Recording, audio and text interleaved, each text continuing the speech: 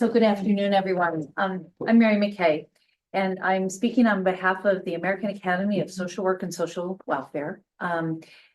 We have been engaged with a set of foundations that focus on kids and families over the last set of years. So W.T. Grant Foundation, Annie Casey Family Foundation has asked the Academy to put together briefings like this for all of you. So thank you so much for coming. The foundations really care about trying to kind of set out what they call the 21st century research agenda to help children thrive.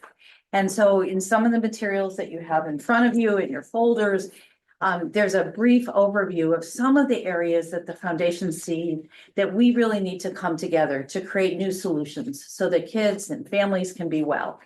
And part of the way we came up with these recommendations is we had people from multiple perspectives come together. So you're going to hear from Trish Kohl in a minute. I know you were one of the scientists that really helped to guide the foundation's work.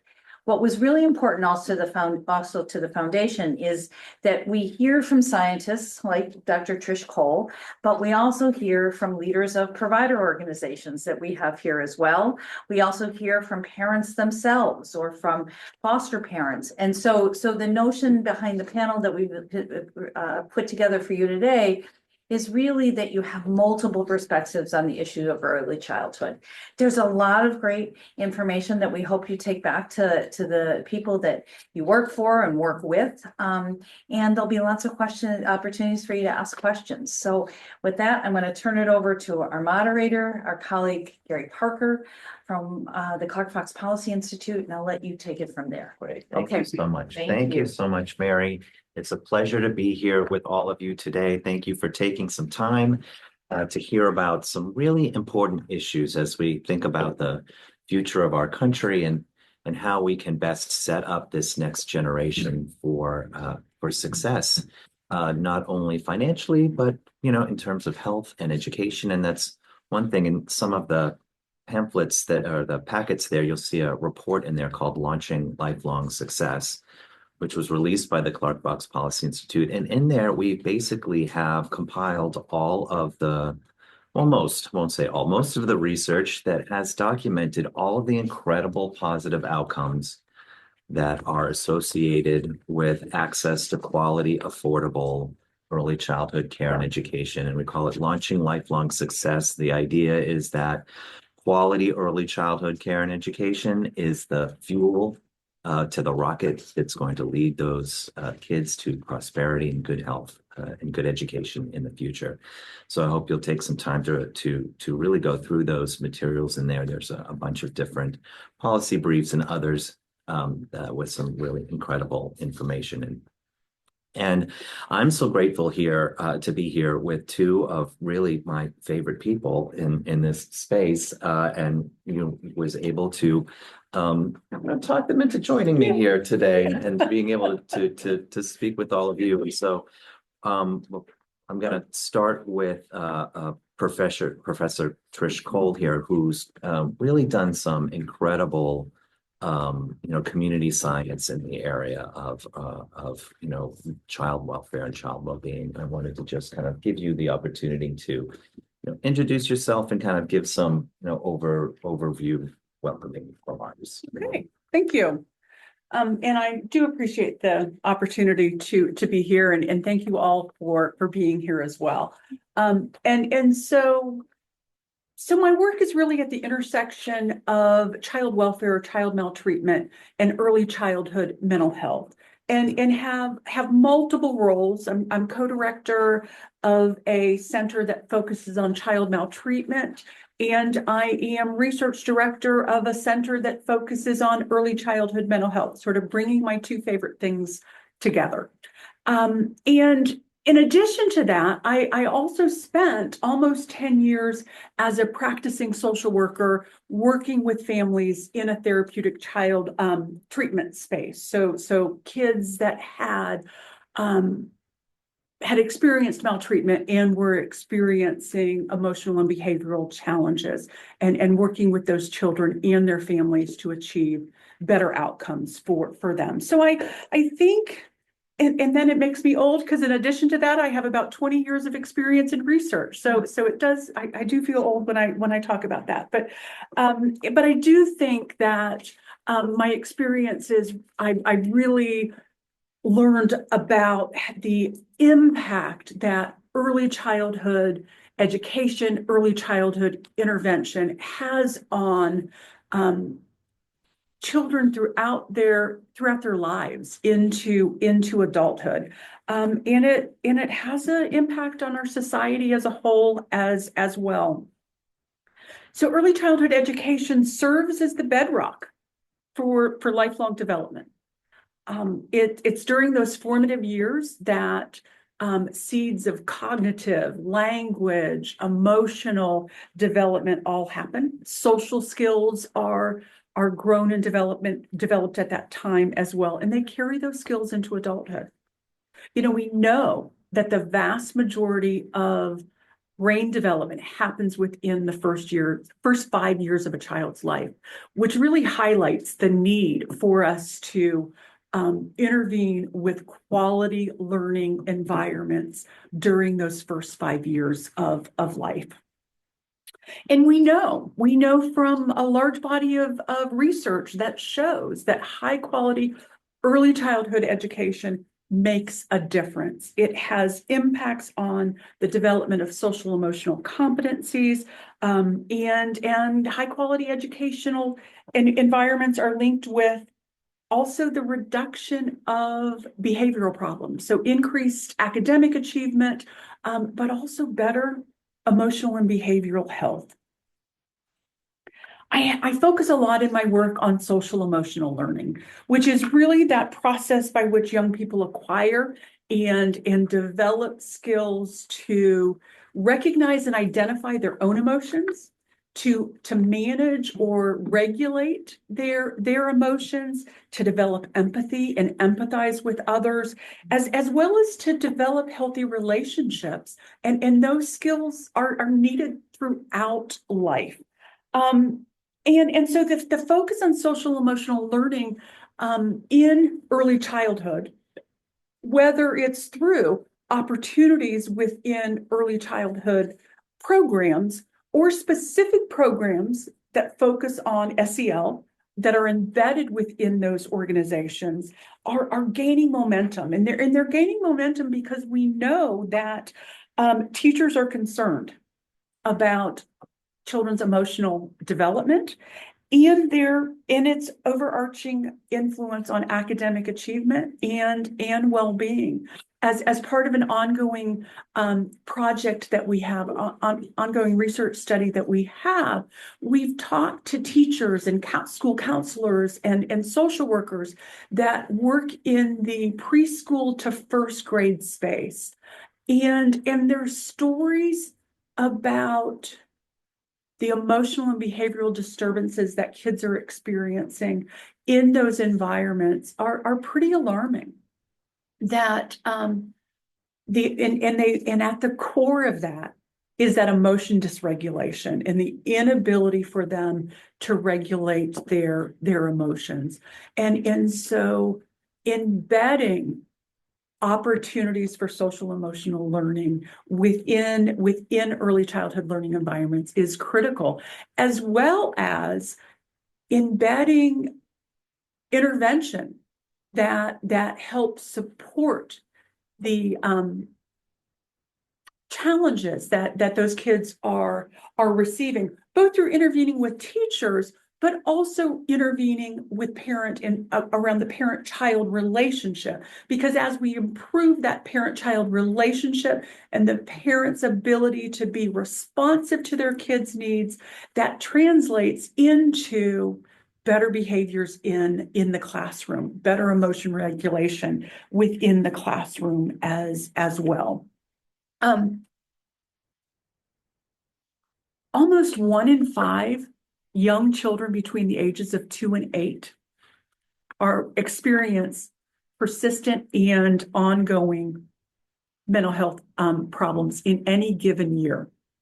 And the magnitude of the issue actually highlights the importance of high quality early childhood education that provide opportunities for this social and emotional learning. These programs provide the tools that kids need to manage their emotions, to establish positive relationships, and to empathize with other kids, and to navigate social complexities. And we know that right now, young children are navigating a lot in this world. And although the proportion of young kids is almost 20% of young kids of all young kids that have problems, we know that that is even higher among kids who have experienced child maltreatment. And nearly 40% of victims of maltreatment are under the age of 5. And so we have to ensure that those kids have proactive and enriching environments to help support their ongoing growth and development. And high quality early childhood education can be just that. It does demonstrate that research demonstrates they create nurturing, supportive, stable environments that are essential for the holistic development of children, particularly those who have experienced maltreatment.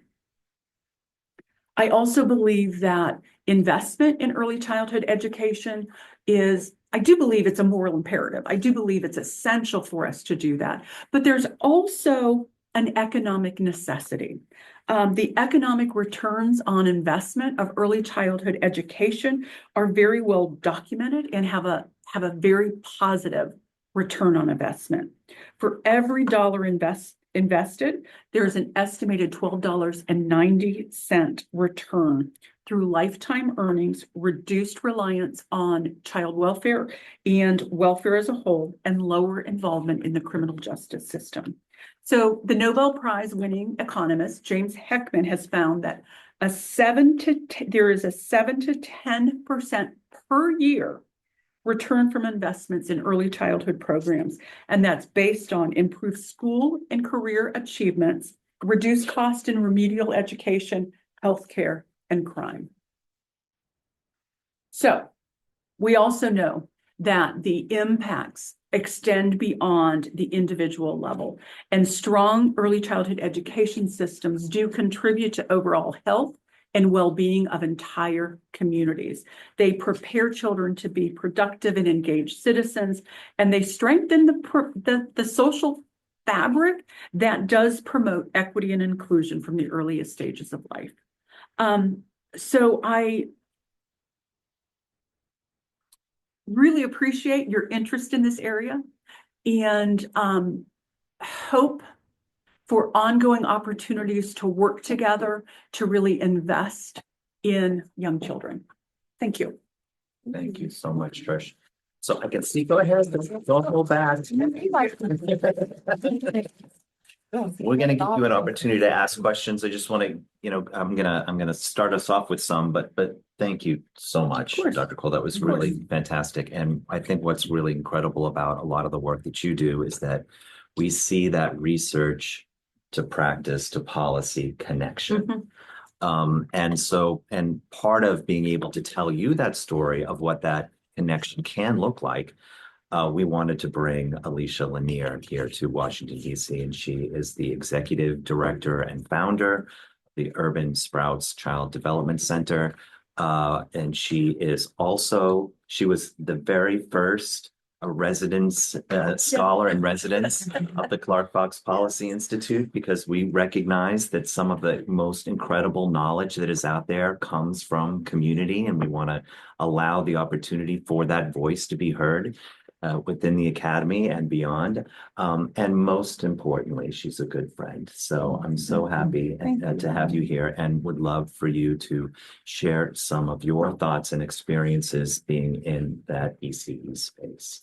You guys can see why it's easy to be his friend, right?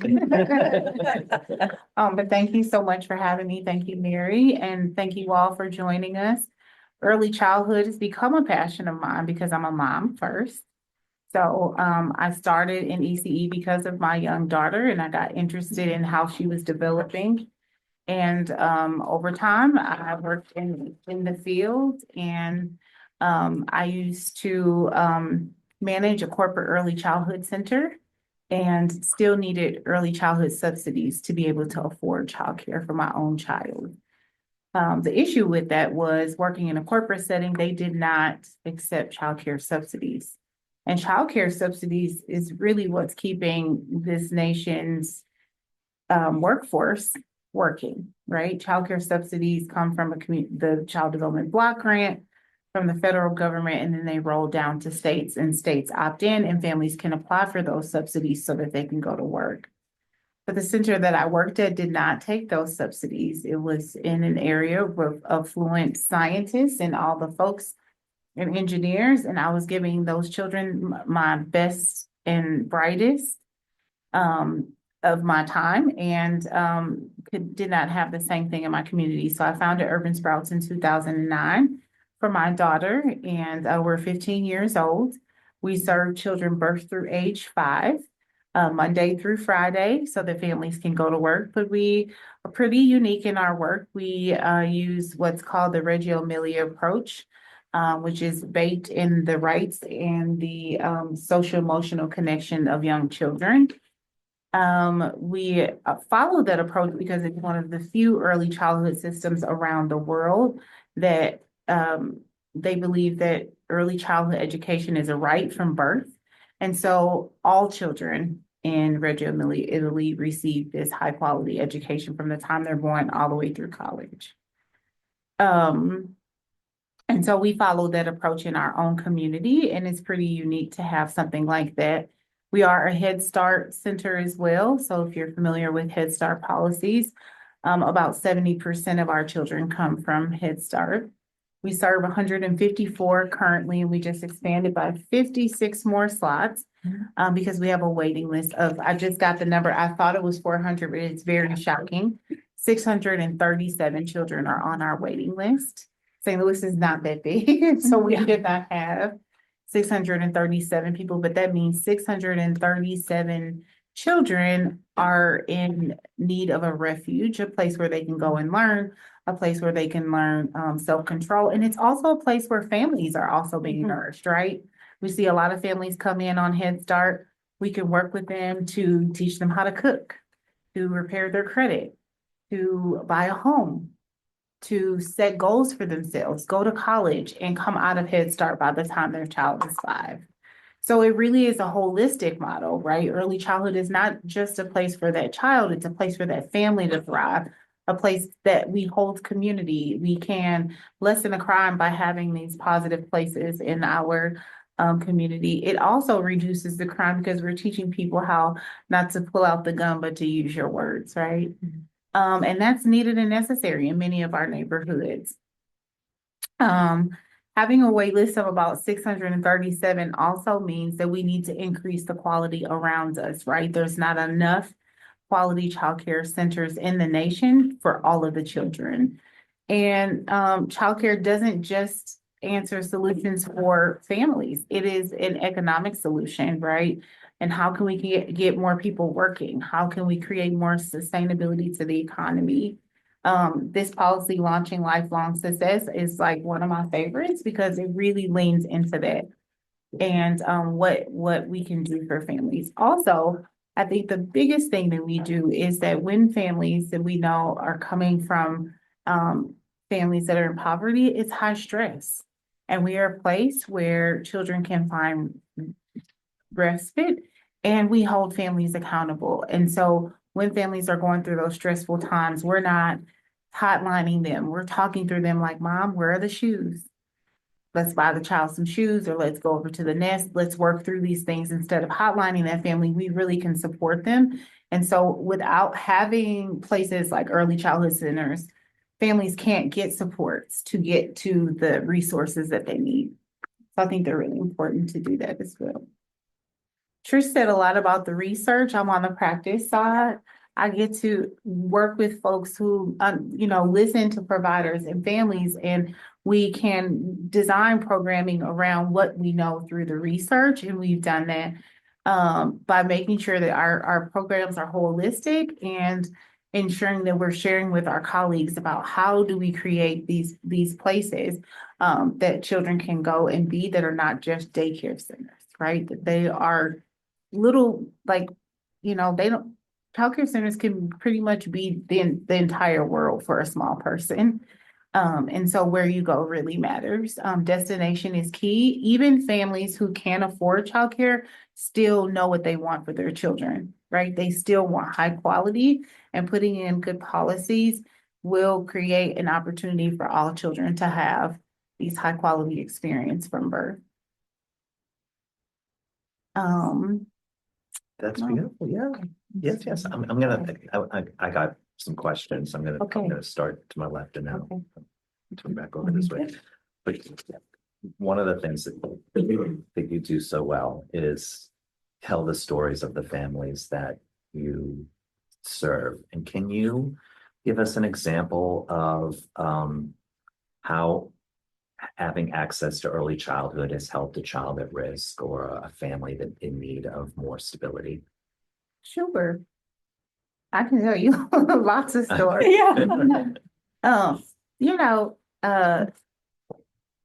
there are, I think connecting families to community is important. I grew up with a lot of cousins, and every week we would always go to my grandmother's house. Collard greens and cornbread solved everything. So I use that approach in my work, right? What are the things that are going to draw families in and keep families close? So oftentimes we'll get babies from the hospitals. We are one of the few centers in St. Louis that takes children who have been exposed by, let's say, fentanyl. And then that foster family has to take that baby in. So mom is separated from the baby. She has to become clean. And there may be siblings involved. And we take that baby from birth. So we might be taking a baby fresh from the hospital so that the foster parent can go to work. So by creating centers like ours, I have seen moms get clean, children like get all the therapy and the intervention that she talked about, and mom get back on a job. We set goals, we teach mom how to cook, we help with housing, and then the family can be reunified.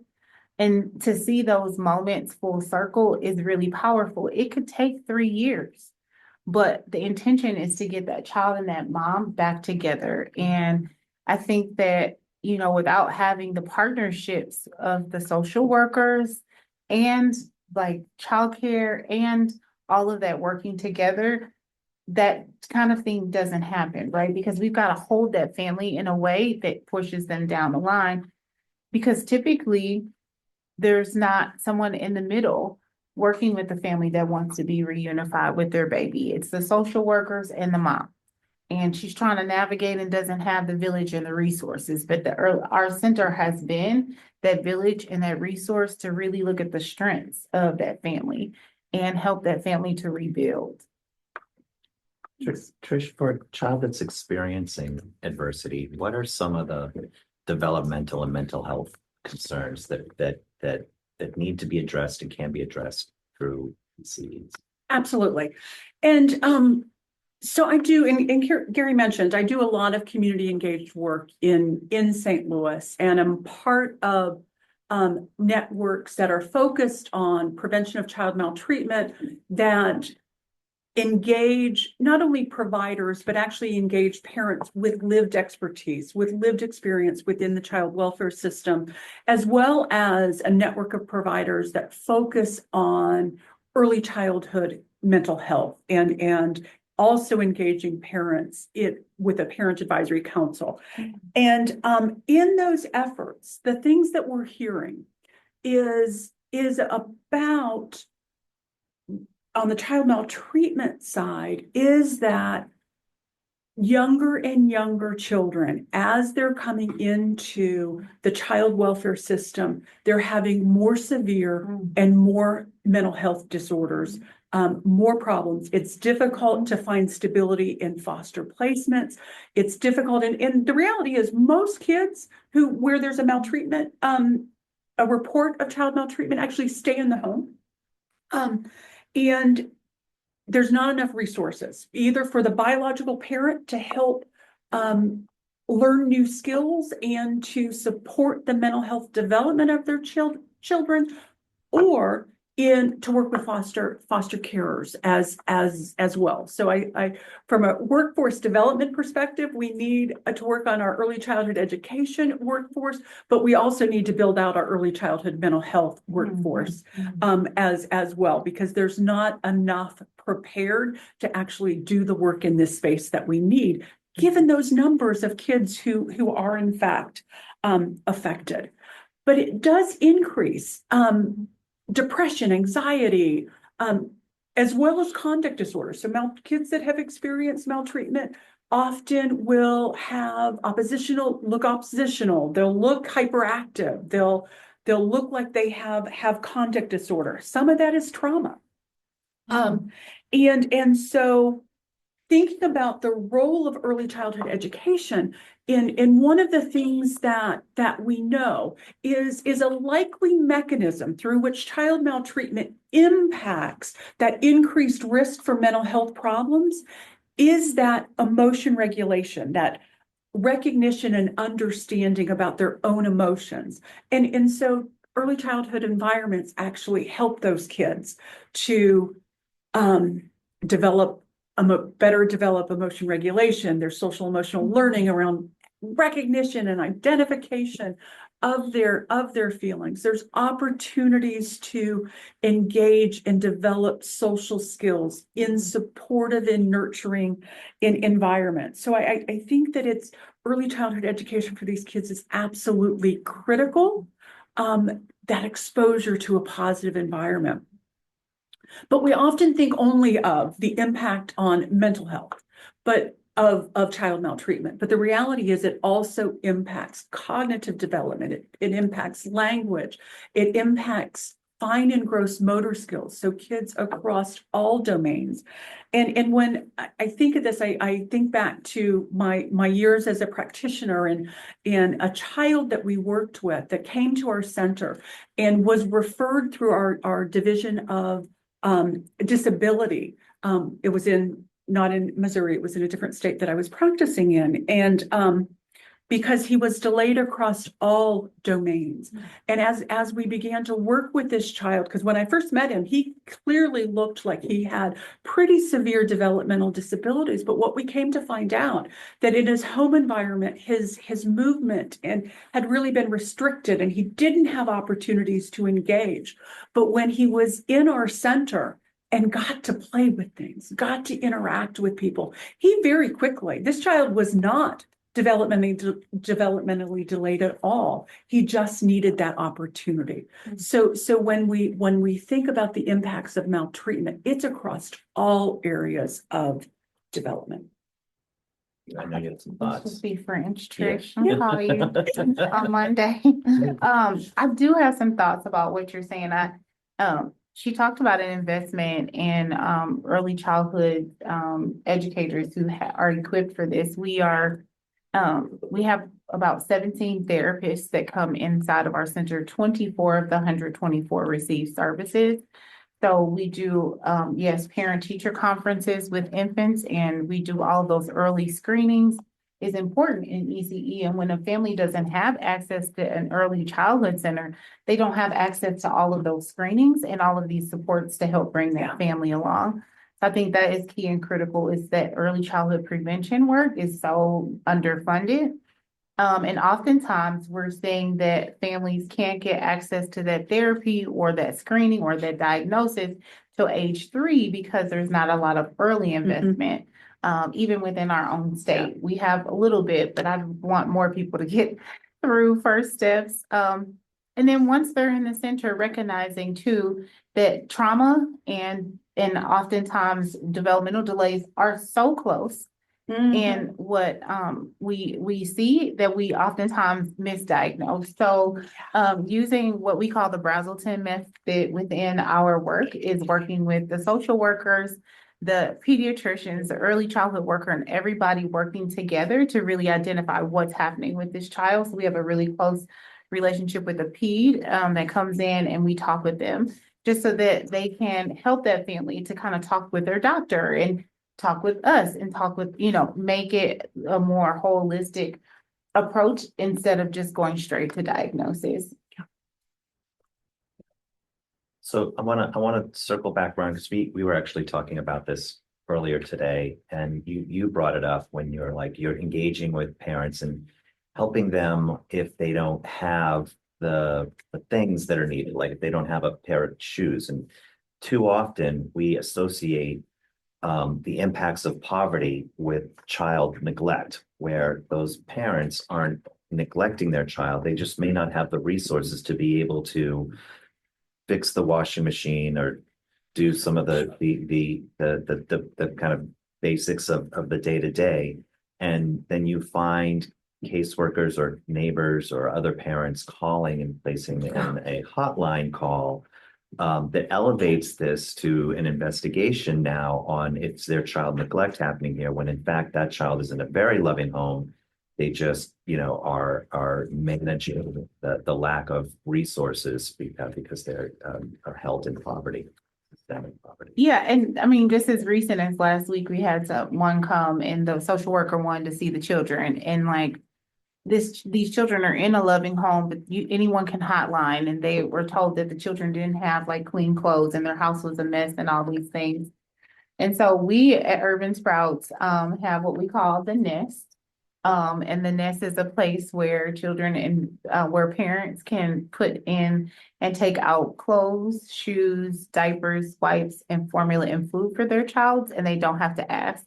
So it's always like beautiful to watch that the families that do have the means are putting things in, and some and many take things out. So we always have those available. But again, where would they get those items if they didn't have access? A lot of the, the food banks don't have diapers. So we have those readily available for families. But we also have a washing machine. So we wash clothes, we comb hair. So you come there, your hair is a mess. We're going to give you ponytails. We're going to give you a bath in the sink. We'll brush your teeth. So we brush children's teeth. Gary will tell you my conference room once a month becomes the dental office. Mm-hmm. So one of our funders just is paying for us to get the new exam room on our campus, because I literally moved this entire conference room table out.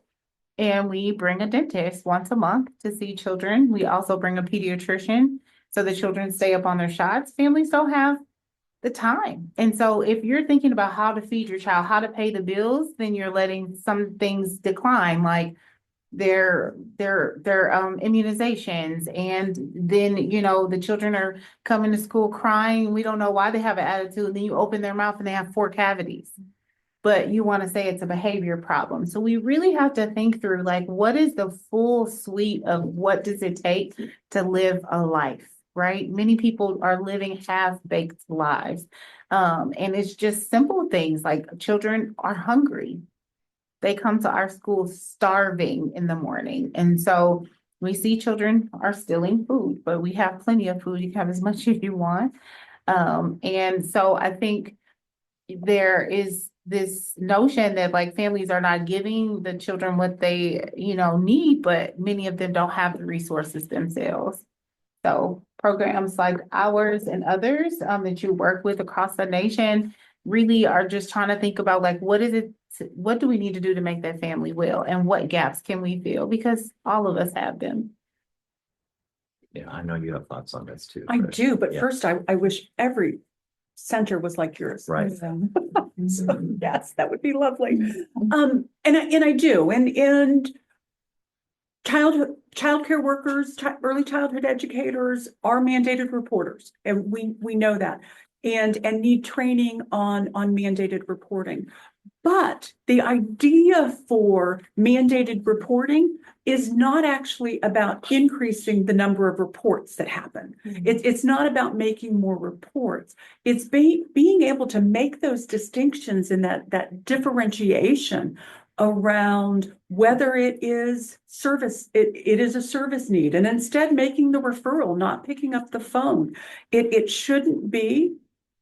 Child Protective Services should not be the only way to access preventive services in a community. That's absolutely critical, that there are other pathways to the services that families need.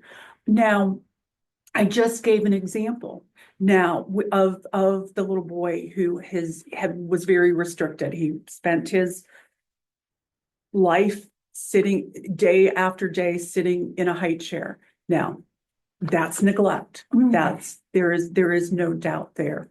Not having food in the refrigerator, not having a working washing machine, or the ability to go to the laundromat. That's not neglect. That's how do we have access for services. So I think it's really important that providers and those that are mandated reporters understand that distinction and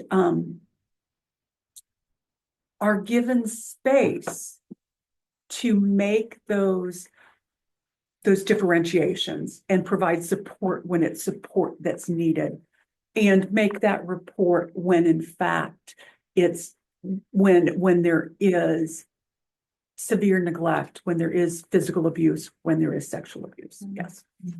And Trish, because we were talking about this a little bit yesterday. Can you share a little bit about the importance of Head Start as we're seeing stories in the news about the possible either massive cut in funding or discontinuing of the program? There's just a lot of policy swirling right now in DC, and I wanted to give you the opportunity to kind of talk a little bit about Head Start. Absolutely, and Head Start is such an important resource for families, particularly families living in lower resource communities. It provides them access to early childhood learning, but it also provides access to all of those other, there's parent support, there's home visitation, there's centers like Urban Sprout that is bringing in dentists to, and you might be unique in that, but I love that. But one of the things we actually do know is that kids that go through Head Start, are in Head Start programs, are much more likely to have a dentist, are much more likely to have a primary care doctor, and have better social and emotional development than kids that otherwise don't have that opportunity. So when we think about, again, coming back to that foundation, those first 5 years, and how that lays the groundwork for the rest of a child's life, we actually should be building out and investing more in both early Head Start, which is that infant and toddlerhood age, and in Head Start with those with preschoolers. I know you've been doing work in this area as well. Yes. You're Yes. board and organization that's really focused on this. Yeah, so great plug, segue. There's a policy priorities that's here from Ideal Learning and Trust for Learning. I'm on the board there. And what's really unique about our work is that we are not just doing Head Start the normal way. We are doing Head Start through more of a creative lens, I'll say, so through the Ideal Learning lens, and it's Head Start, Montessori, Waldorf, and all of these constructivist models that really allow programs to shape their program around the community and the needs of the folks in it. To Trish's point, while we might be unique in like doing the dentist stuff, really Head Start has done a good job in ensuring that they bake that into the model to make sure that a child's health is paid attention to, that their well-being is paid attention to, that the family itself is on a trajectory of moving forward through like economic mobility and things like that, and goal setting.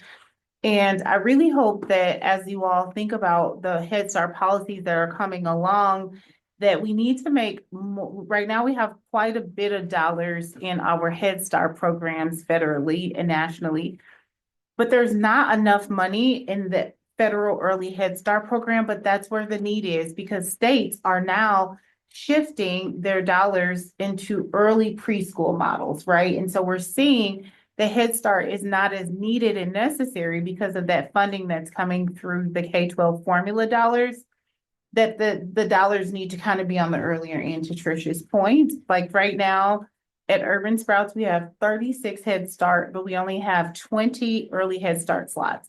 And we've tried to get early Head Start slots, more early Head Start slots for the last probably 3 years, but there are only so many across the nation.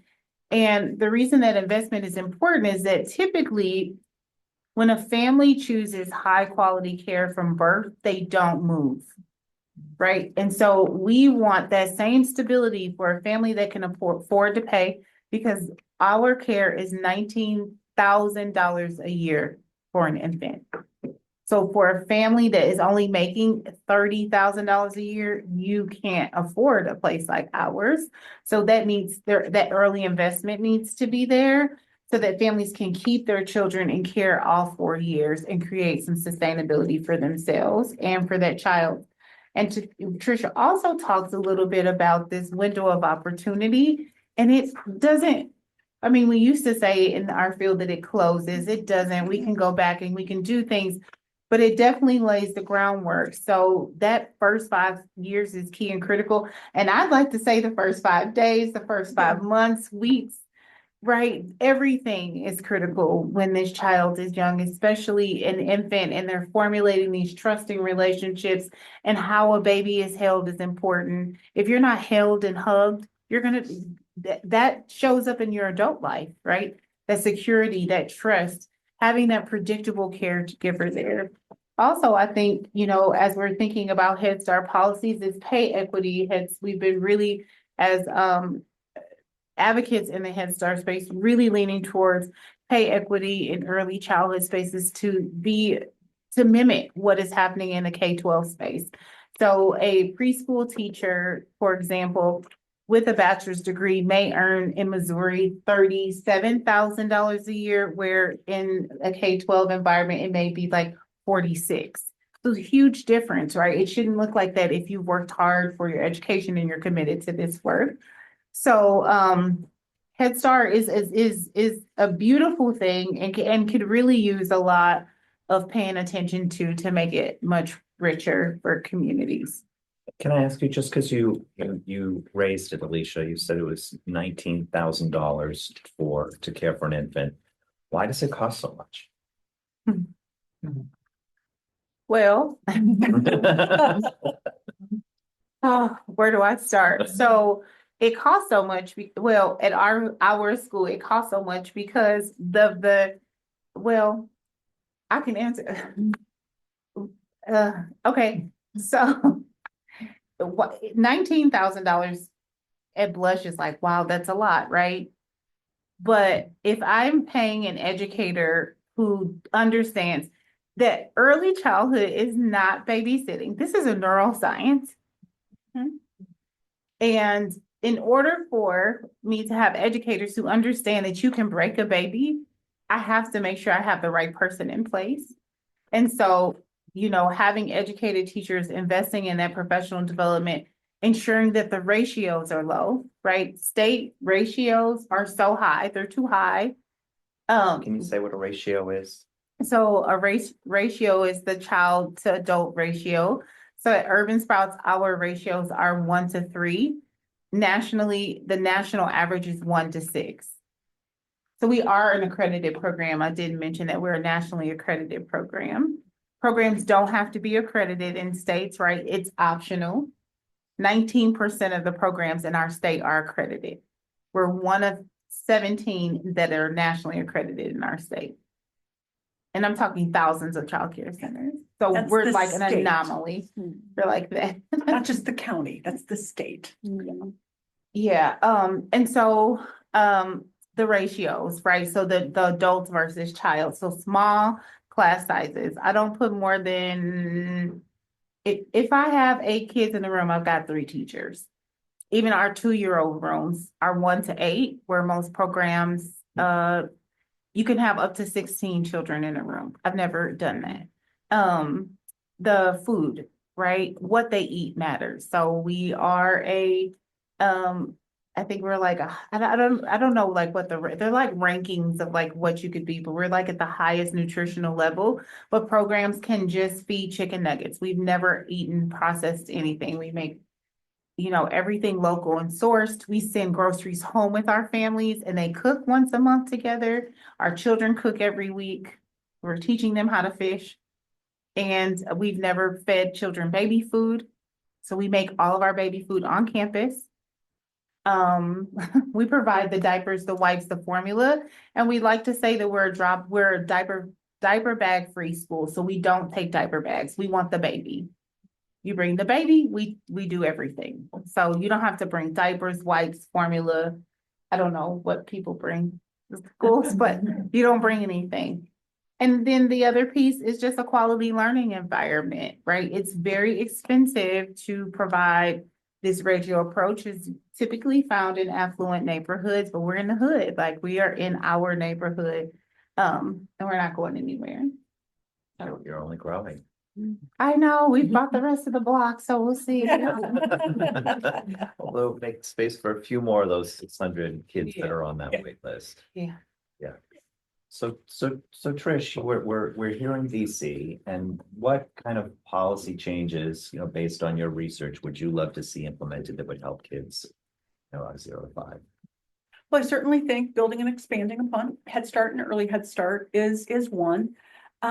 Access is so important. We did, as part of one of the studies that I worked on, one of those community engaged projects, one of the things we looked at for young kids that were in early childhood, we looked where the parent lived and where their early childhood center was. And it was typically not in their own zip code. And so access involved either being able to take the child themselves, taking them on public transportation in order to get there. And so the unavailability in under-resourced communities is critical, and we need high quality centers within those communities. So we need policies that increase access. We certainly need to increase childcare subsidies. It is expensive. It takes a large portion of families' income in order to do that. So how do we, what we need is actually to increase childcare subsidies. I will say that. I also think, as we're thinking about our most vulnerable children and kids who have experienced adversity, we need resources to actually integrate mental health services into early childhood centers, that we have an early childhood mental health specialist within centers that is there both to provide services to the children and families, but also can serve as a consultant to providers and administrators around creating classrooms and in rooms that are trauma informed. We don't know who has or hasn't experienced trauma. So the classroom itself should be trauma informed. And we can talk about, okay, well, we're going to be trauma informed, but it takes resources. It takes training. We can't, there has to be financial support for policies around trauma informed services. I'll stop there. Yeah. I just want to, Yeah. love you already. Yeah, so 39, so we pull children from 39 zip codes. That's not good. To her point. Yeah. So I just want to piggyback on some of the things. So like she can give you the data and I'll give you the practical of like what she's saying is so true. 39 zip codes is where we pull from. So people travel up to 45 minutes to get to us. Wow. So it pulls from the population right there on that neighborhood, right? So that's not helpful to the neighborhood where we are. And so we've had to find a healthy balance. The other thing that you kind of spoke to was this investment in that mental health coordination. So like we went many years of like trying to pull in resources from everywhere. And I, my colleague here, really helped to help our local mental health board to think about investing in grassroots organizations, because oftentimes those mental health dollars go to organizations that don't look like ours and have the baked in capacity. So now, you know, putting that funding on that runway that people can actually have access to is so important. So thank you for that. And then that other piece about childcare subsidies. So for context, in the state of Missouri, it costs $19,000 to care for an infant. And I can tell you that we only get $10,000 a year from childcare subsidies. So I have to fundraise $1.8 million a year privately on top of Head Start and subsidy. That's the gap. So our policy should be fully covering that, but families, that's why we have a waiting list of 630 people, is because you go down to a place that only takes subsidy, but they're only able to do what they can with what they're given, right? And so there's that, right? Like, you know, I have to go out and work 3 times as hard to make something like that possible for a family, because even with childcare, a family can have Head Start and state subsidy and still be on scholarship at our school. I think we've given you a pretty good foundation. Did you have something, going to open it up unless you had something else you wanted to? No, that's okay. You Okay. can go ahead. Yeah, we want to give you all an opportunity to ask questions, so feel free to jump in. Yes, right there in the back. How many zip codes? 39. 39, so where, like, what, Missouri, In Missouri. how far, like, what kind of community of this? So, I don't really know how to explain St. Louis. Sorry. Maybe can you guys help? Like, I don't know how to explain, how we have that divide, like. So there's St. Louis City and there's St. Louis County, which kind of complicates, you know, regional funding. And then in St. Louis County, there are 90 different municipalities. And so that again makes it very complicated, because each municipality is going to have its own mayor and its own rules. And so trying to really think about this from, you know, thinking about early childhood from a systemic lens, trying to, you know, take a step out is particularly challenging, you know, in St. Louis, but not unique either, you know, to other municipalities across the country. Yeah. And I will add there, as we also think about the city and county divide, the city, when we look at Missouri's poverty rates as well as national poverty rates, St. Louis City is well above the national poverty rate for children under the age of 18 and and between 0 to 5 who are living in poverty. Yeah. I will also say that if you are a parent and you managed to get off the wait list and you have an opportunity to go to Urban Sprouts, you'll drive your child 45 minutes each way so that they can have access to that type of service.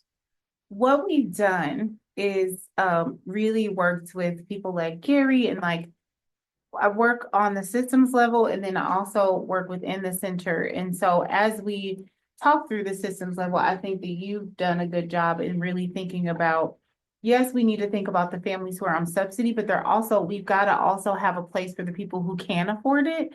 So our equity mix is very different too. So like WashU holds 20 of those 150 slots, but their waiting list, I didn't even ask her, I think it's like 150 for our school particularly.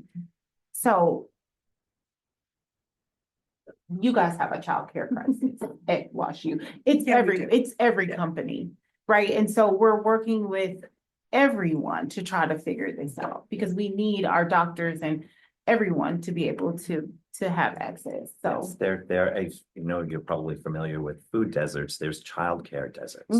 Yeah. And those deserts are primarily in neighborhoods that have high concentrations of poverty. And we know that also correlates with them being predominantly communities that are Black and brown. And so this is an issue of equity, because as you want to address those issues, you have to get involved systemically, because that's what's actually keeping those deserts in place right now.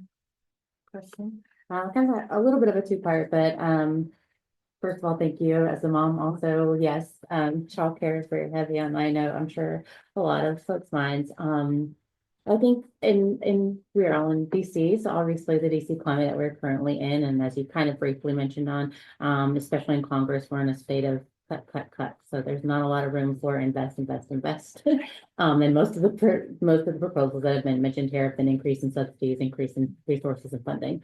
One, do you have sort of recommendations on other areas that we might can be also pushing for in addition to, so for instance, I think there was the barriers related to access. Is that something that you would have a proposal on, policy barriers that we might be fighting for? Yes. And additionally, you mentioned captive mandated reporters quickly. I would just love to know if you had a magic wand and you could do, changing sort of that one piece in the child abuse prevention area, what that might look like. I think you mentioned training, but I was just curious. So, how long do we have? I'm sorry.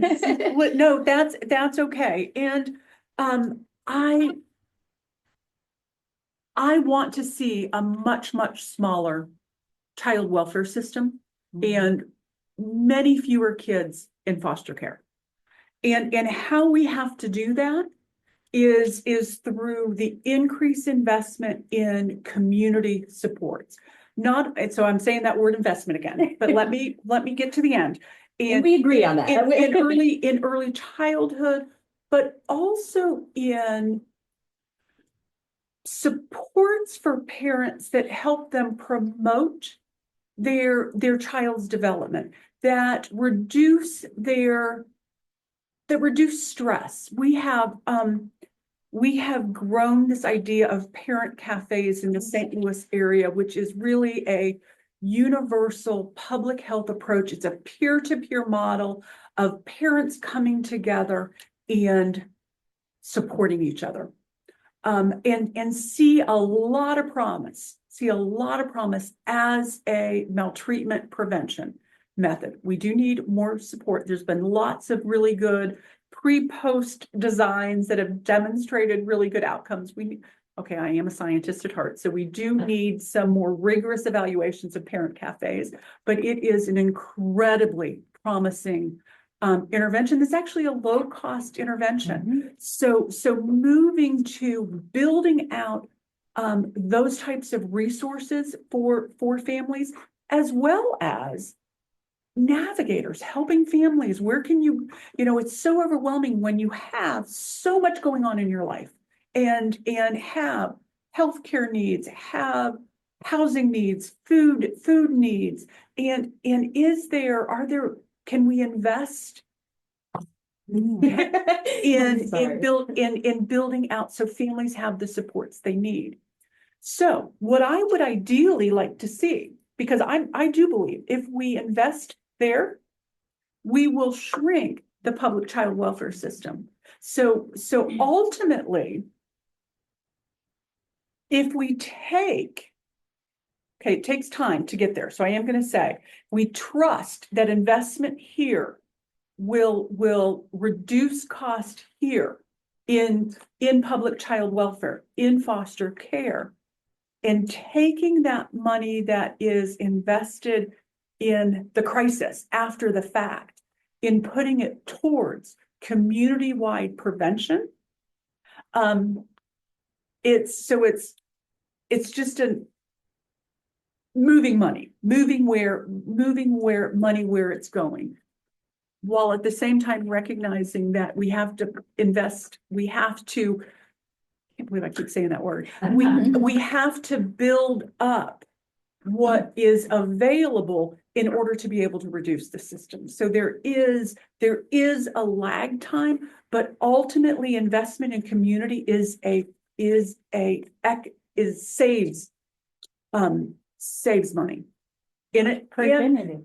Preventative care. And there's a human burden. And so when we talk about prevention, I tend to focus on the reduction in the human burden, the human cost.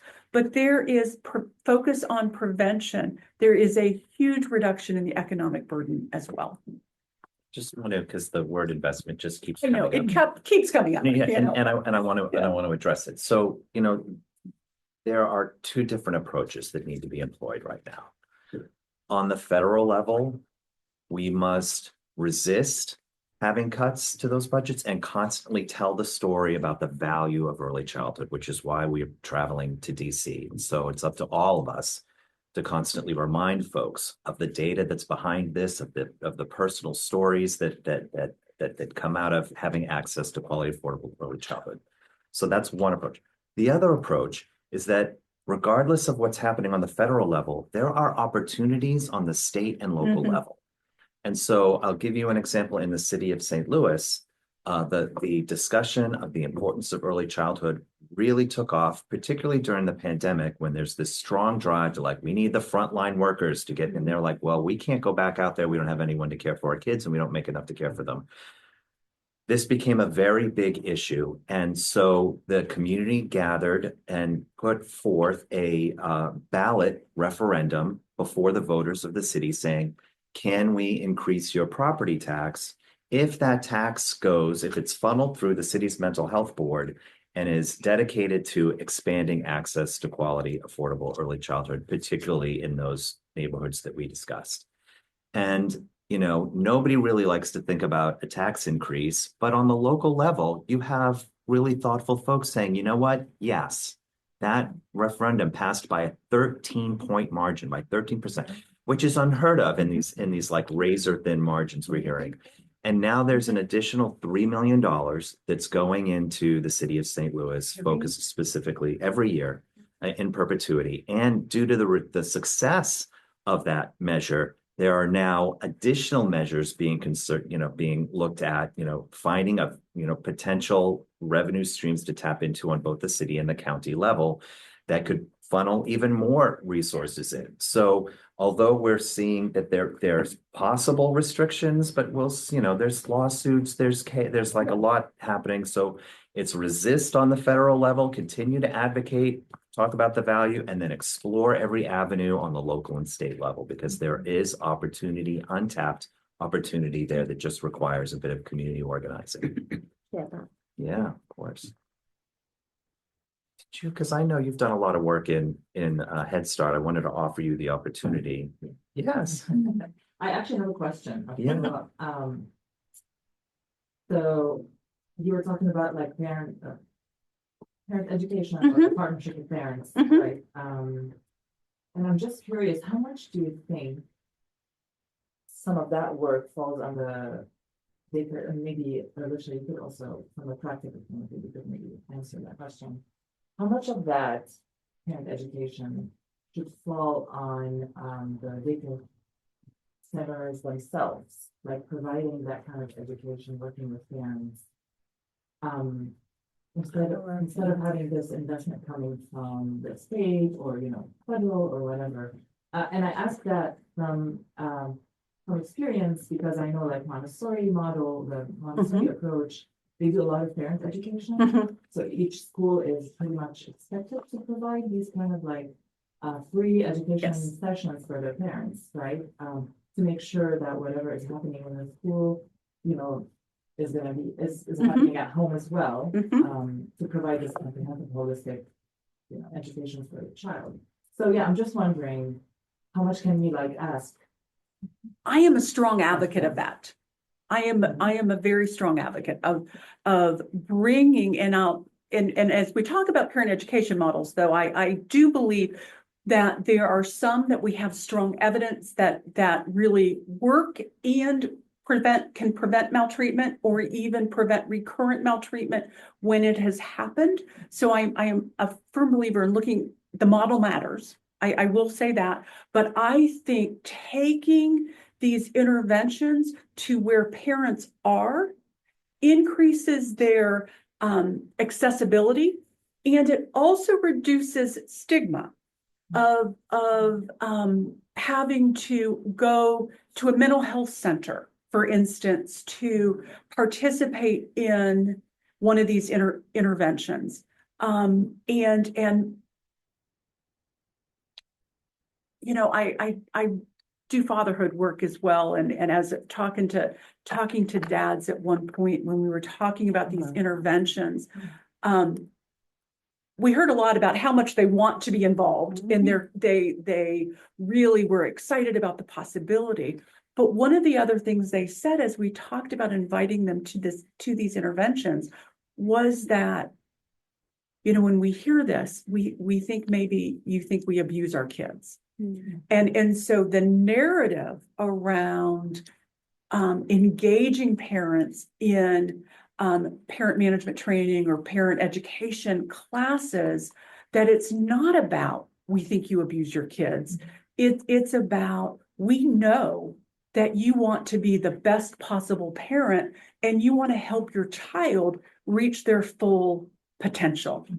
And so there is some narrative or marketing around them, but bringing those interventions into childcare centers where they have the opportunity to reach more parents. One of my colleague Joan Luby and I are currently testing an early parent-child coaching. It's a coaching model in which the interventionist actually coaches the parent on ways to interact with their child that is promoting their emotion development. And we've tested it in clinic settings, but now we're actually training workers in preschool through first grade to actually do that training. And we do believe that it's not only going to change the parent and child's relationship and improve parenting skills and reduce children's emotional and behavioral health problems, but it's also going to translate into the classroom. And that we'll see improved behaviors there. So I am a really strong advocate of how do we take these interventions into the settings where kids are. Yeah, I did. Firstly, before again, thank you so much for taking the time to set this up. Being both here for a moment, I was a product of the foster care system, and I wish I would have had programs like these and would have known about them. However, unfortunately, I didn't. But I'm really lucky to have teachers in my life that helped a lot, and so the work that we're doing, you guys are doing is very, very important. So I deeply thank you very much for this. Thank you for your vulnerability. Thank you. I guess I do have a few questions.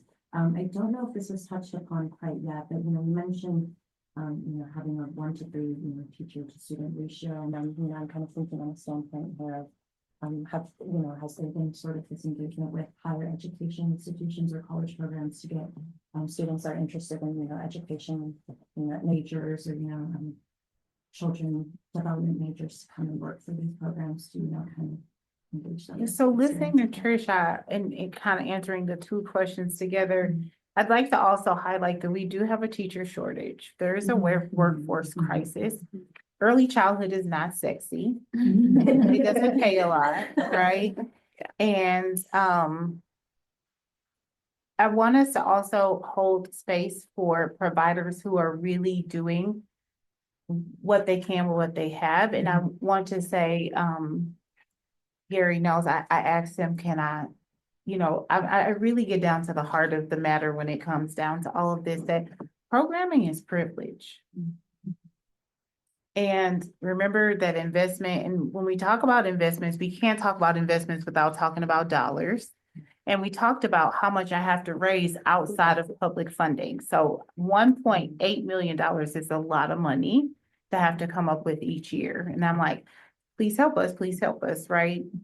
And so I think in order to get to those ratios and some of those things that are very beautiful, there has to be some way for providers to get those resources, because we're an anomaly. So I'm telling you what is possible, because we're watching models around the world but right now it's not fully funded, right? And so we literally are like a lab rat of like, come see this. This can really happen for community. And it is the thing that is preventative. So those parent cafes that you talk about, meeting with parents and all of that, that cost lies within the center because you barely have teachers who want to show up for this work. And it's also mentally draining work. Mhm. Being with a classroom of 2-year-olds all day.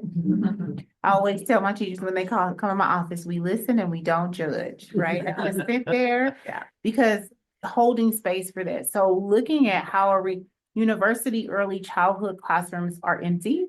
So we are working again, have worked and continue to work on what can we do to help solve our local early childhood crisis. So some of that is, I went back and hired my former professor to help us to think through solutions where we can become sort of like a lab school and let, centers and people come learn from us and then they take it back into the field. I don't care where they work. I just want goodness to be all around me. They don't have to come work for me.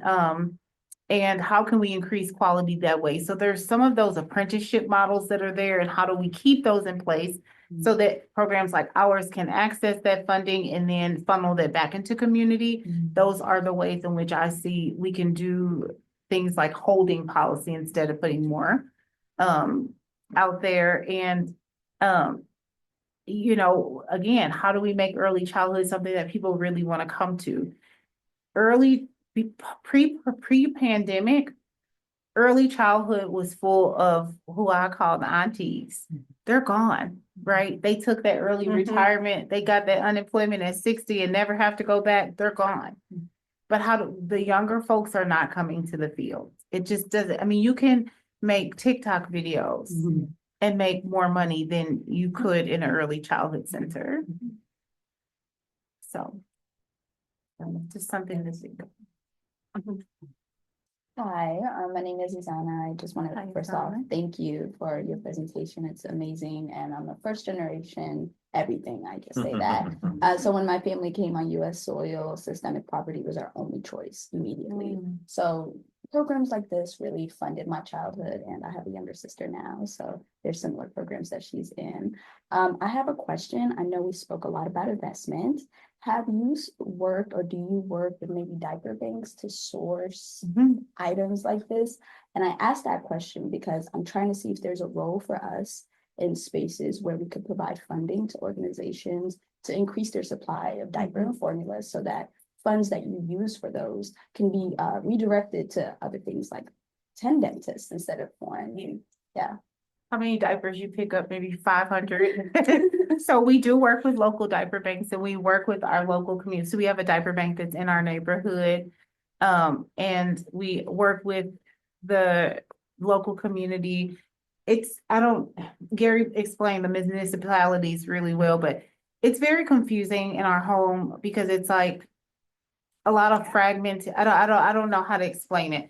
But like there's one community where they seem to work pretty good together, and it's like 24 of those communities all working together, and we're their early childhood partner. So I'm their diaper partner. Like we get diapers from the diaper bank and we deliver them to all the early childhood centers in our community so that they can offer diapers to families so that is a cost burden. So yes, the investment in diapers is a really good one. Thank you. Thank you for asking that. Also, some research to look at the Perry School project is like probably a similar story to yours. You can watch how children have come through Head Start and they are now like really investing in our, citizenship, like they're good humans, and so Yes. to your point of like they become good adults. And so we know that this early investment really helps children to be their first everything. And in our family, Gary will tell you, like, he's seen my children grow up, my nieces and nephews, and I'm always bragging, showing pictures because my daughter was the first everything. And we call them the Fab Five. And like all of those kids are the first everything. So we know it works. Yes. I was gonna say, we touched on it a little bit earlier about there being a teacher shortage and you wanting to hire qualified people. although I don't have any children, I actually used to work in a Head Start through a program for my school, getting my CBA.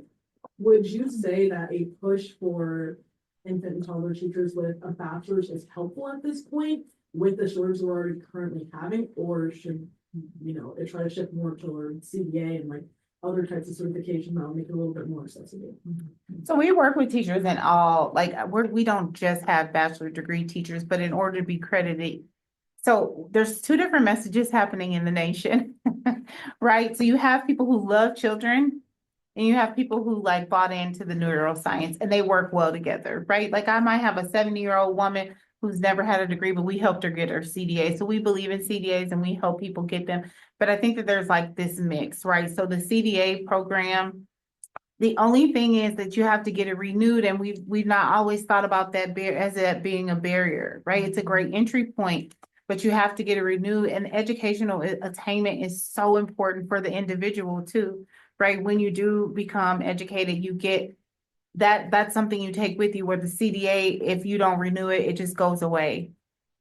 And you have to start all over. So I believe in it. I think that it's a good entry point, and I think that it's also going to help us to kind of tip us forward on how do we get people more ready for the field, but it's not the end all be all, in my opinion. And the women, because it's a lot of women, mainly Black women and Hispanic women hold childcare up in this nation. And it has been a push of mine to really invest in that. So I went from like GED to bachelor degree in this field. And,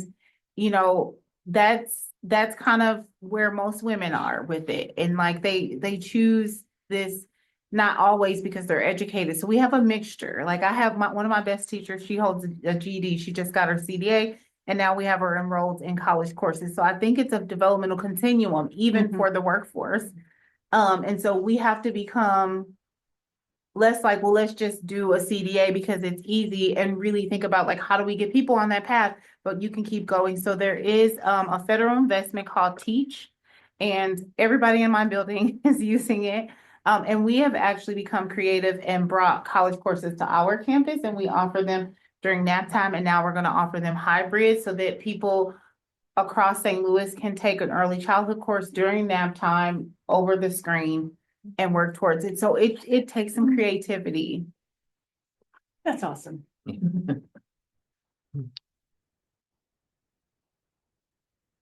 Any other questions?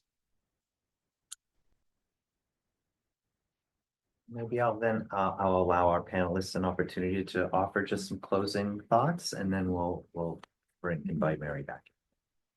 Okay, well, I certainly thank you all for being here. And your interest in young kids, and it really lays the groundwork. I do believe very much with Ellicia. It's not there is that window of opportunity, but that doesn't I couldn't do what I do if that's all we had and we couldn't go back and fix and prepare. But that window is so critical that kids have the opportunity to flourish and thrive. Yeah. Well, every initiative I've ever been a part of has talked about being ready by 5 or step by 5. I mean, we were coming up with all the names. Yep. Yeah. And I just want you to think about, like, as you're walking around, look at all the children under 5. Yeah. And think about, they will one day be your age, and what should they be equipped with? Where do you want them to be? What do we want our nation to look like in 18 years from now? I mean, we're too late on some folks. All 647 of those kids I talked about don't have access to this world of possibility. So we are bringing children into the world. They do not belong just to our nation. These are children of the world who will one day grow up and maybe make decisions on behalf of all of us. What do you want that to look like? I just thought of something. If you all are interested in seeing urban scouts in action, there's an amazing video that Trust for Learning put together, and it highlights the center. If you go to trustforlearning.org, it's on the homepage, you'll see the first link up there. yeah, you could watch and see Ellicia and her team at work. You can see me cry. It's a- And they asked me, what would I do? I would say if I could do anything. We were talking and on our way over, I was asked by my partner, like, what's one thing I would say to everybody? And I say, if we can change this entire nation, if we make early childhood free for everybody. Mhm. I mean, every Equitable. problem would be solved socially, not to fully baked, but we could really have indicators. I mean, I would ask the researcher if I'm lying, but, No, I think that it could, 100%. she hit on it. It could 100%. solve crime. It can solve hunger, all these things, because during the pandemic, one of the things that we would go back, Gary and I were on a, task force together, and we would go back and we had so much hunger across the nation. Did you see all the food we had to deploy? I mean, it was insane, like meals for everybody. And so even just early childhood provides 2 meals and a snack. We're now putting on our campus a cafe where children can go and eat for free for dinner, because that's how set it's like people are not eating dinner. Not like a soup kitchen, like they can go in, they can touch an iPad and they can choose from one of 3 things, get homework help and eat for free. So it's those kind of things that communities can do to take charge of their own. And I want to add to that, you mentioned the pandemic and we were able to distribute food. We were able to do a lot of things.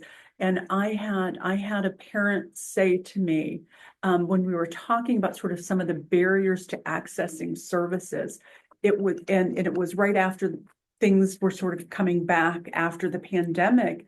And she was like, how was it so easy to make eligibility and to make accessibility more ready? It was we were able to get the things that we needed during the pandemic. There was some flexibility in requirements. Why do those have to go away?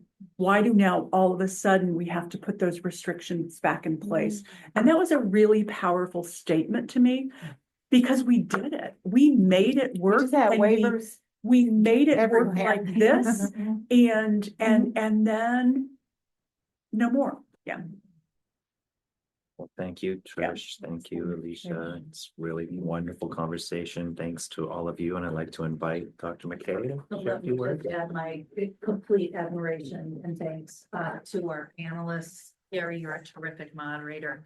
I failed to mention the man with the camera who's looking right at me. Nicholas, you organized us, Stephanie, our collaborator from the Clark Fox Policy Institute. If you want to see Ellicia in action, please go to that website. I for sure will do that on my way to the airport.